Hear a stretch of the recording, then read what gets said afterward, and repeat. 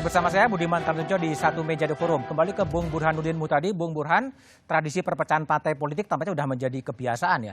Dan dalam konteks Partai Demokrat, menurut Anda solusinya akan jadi seperti apa ini? Ya, ini bukan hal baru dalam tradisi perpolitikan di Indonesia. Jadi sebab utamanya memang pelembagaan kepartian kita yang masih lemah. Terutama pasca Orde Baru, partai politik yang merupakan institusi demokrasi yang terbukti banyak mendemokratisasikan banyak hal, tetapi seringkali gagal mendemokratisasikan dirinya sendiri. Nah, ini yang kemudian menjadi akar penyebab seringnya muncul perpecahan di internal partai politik. Bertemu dengan kepentingan dari masing-masing elit partai yang seringkali tidur di ranjang yang sama tetapi punya mimpi yang berbeda.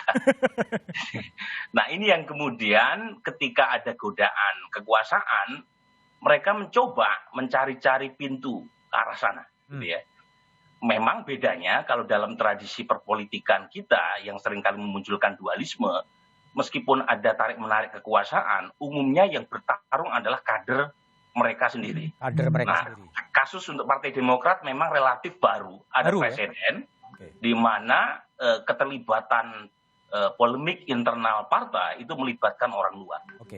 Dulu misalnya kasus Romahur Hurmuzi dengan Surya Dharma Ali. Sejelek-jeleknya perpecahan di P3 itu melibatkan internal kader mereka sendiri. Kemudian antara Agung Laksono dengan Abu Rizal Bakri. Kemudian antara misalnya Matori Abdul Jalil dengan Gus Dur. Antara kubu Gus Dur dengan Caimin. Itu kader mereka sendiri. Nah, ini relatif baru dalam tradisi perpecahan kita, di mana dualisme itu melibatkan pihak luar. Meskipun hulunya itu adalah persoalan di dalam internal Partai Demokrat. Oke, baik, Bung Burhan. Bung Rahmat, silakan. Tadi ini anomali sebetulnya, kader dari luar masuk. Iya, mudah-mudahan saya jangan dipotong ya Mas Budiman. Durasi ya, kayaknya mempertimbangkan durasi ya, cepat. Ya, saya pertama ngomentari Bang Andi dulu, kemudian Bang Burhan. Bang Andi, saya senang karena isu spekulasinya udah digeser ya oleh Pak SBY dari menyalahkan pemerintah, sekarang fokus ke Pak Muldoko. Ya, pergeseran isu ini tentu dari Pak SBY. Kalau Bang Andi ini kan cuma pion aja nih, tergantung perintahnya Pak SBY. Nah, terkait dengan Bang Burhan, saya setuju dengan Bang Burhan bahwa ini adalah konflik internal Partai Demokrat, ya, bukan masalah eksternal, konflik internal. Kenapa konflik internal? Kesemena-menaan di dalam anggaran dasar 2020, kekuasaan ketua umum sama majelis tinggi itu luar biasa. Jadi belum lagi pungutan-pungutan dari daerah, mahar politik, gaya hidupnya ketua umum AHY yang sangat mewah. Sementara laporan pertanggungjawaban partai keuangannya yang tidak ada. Jadi kader-kader daerah itu protes semua.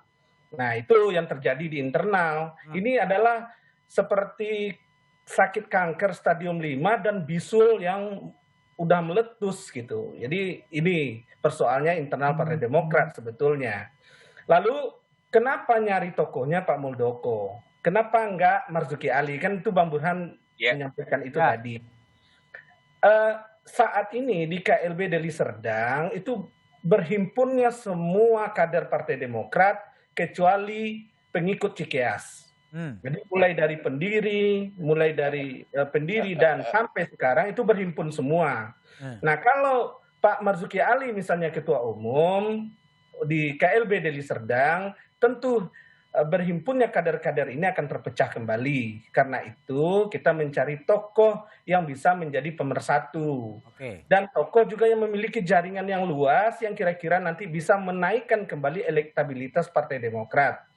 Karena itulah kemudian Pak Muldoko kita kasih amanah untuk menjadi ketua umum dan Pak Marzuki Ali sebagai ketua Dewan Pembina. Majelis Tinggi kita bubarkan. Bubarkan. Dan seluruh kader Demokrat di seluruh Indonesia, apakah itu DPC, DPD, yang dipecat, yang tidak dipecat, yang sekarang pro AHY, ataupun yang di DPR RI, di DPRD, semuanya kita himpun. Pak Muldoko tidak akan ada pecat-memecat. Jadi semuanya kita himpun menjadi satu, termasuk Bang Andi pun kalau mau bergabung, ayo bergabung. Pak SBY mau bergabung, ayo bergabung. AHY mau bergabung, ayo bergabung gitu. Bagi anggota ya? Bersama Partai Demokrat gitu. Nah, apakah KSP terlibat? Jelas tidak. Terlibat bagaimana? Pemilik suara itu di Kongres kan kader Demokrat. Bukan Memangnya Pak Muldoko punya jaringan ke kader Demokrat? Kan tidak. Yang punya jaringan itu Pak Marzuki Ali ke kader Demokrat. Jadi ini murni pilihan tokoh-tokoh senior di Partai Demokrat yang mencari sosok tokoh yang bisa membesarkan Partai Demokrat. Ketemulah Pak Muldoko. Sama halnya ketika pendiri dahulu mencari Pak SBY tahun 2003 untuk masuk ke dalam Partai Demokrat ketika beliau menjabat Menko Polkam. Jadi sama saja sebetulnya. Hanya dulu tidak ada kongres, kalau sekarang mekanismenya melalui kongres luar biasa. Oke, baik Bung Rahmat, terima kasih. Bung Andi, silakan mau bergabung dengan KLB Deli Serdang? Bagaimana mau bergabung dengan KLB awal-awal? Sebenarnya saya kasihan dengan Pak Muldoko itu. Pak Muldoko ini blunder besar dalam karirnya, menerima menjadi ketua umum abal-abal itu. Sebenarnya Pak Muldoko sejak awal aktif kok. Waktu dia bilang, ini cuma ngopi-ngopi, ini cuma dagelan, foto-foto. Enggak, nyatanya sekarang dia betul-betul menjadi ketua umum Partai Demokrat. Orang ini sejak dulu memang pengen mengambil alih, entah partai mana lah. Ya, nggak peduli partai mana. Ya, kebetulan sekarang ini ada Partai Demokrat lagi seksi. Itu yang dia mau lakukan. Ini semua segala macam dikatakan Rahmat itu cuma pengalihan isu. Isunya adalah ada elemen kekuasaan yang mau mengambil alih Partai Demokrat secara paksa. Ini hostile takeover. Ini dalam bisnis namanya hostile takeover. Pengambilannya secara paksa. Makanya saya katakan ini begal politik. Tidak pernah dalam sejarah. Karena itu, nah, orang-orang ini sudah keluar semua dari Partai Demokrat, sudah ada yang masuk partai lain, tidak pernah aktif, lalu sekarang tiba-tiba mau bikin KLB dan tidak memenuhi syarat. Makanya Rahmat tadi tidak bisa mengatakan mana ketua-ketua DPD yang hadir di situ tidak memenuhi. Bukan pemilik suara, ketua-ketua DPC. Oke, bukan ada lagi di situ. Karena kalau dikasih tahu nanti pasti dipecat. Oke, ya udah. Bung Doni apa yang akan dilakukan pemerintah setelah memang nggak ada. Ini? Bung Doni garap. Baik, singkat saja. Yang pertama KSP tidak terlibat. Yang kedua pemerintah akan memproses ini seadil-adilnya sesuai ketentuan undang-undang yang berlaku dalam tempo yang sesingkat mungkin ya, dan saya kira ini akan menjadi satu yang baik buat semua.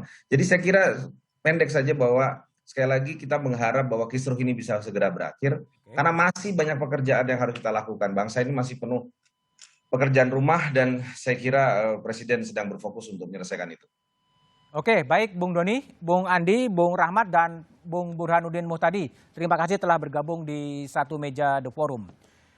Dualisme pengurus Partai Demokrat bisa menempatkan pemerintahan Presiden Jokowi menjadi sulit. Langkah cepat, tegas, dan berbasis pada aturan main partai politik dibutuhkan untuk menyudahi tontonan politik yang kadang terasa melecehkan akal sehat publik. Demikian satu meja The Forum malam ini. Selalu jaga kesehatan Anda dengan mencuci tangan, menjaga jarak, dan menggunakan masker.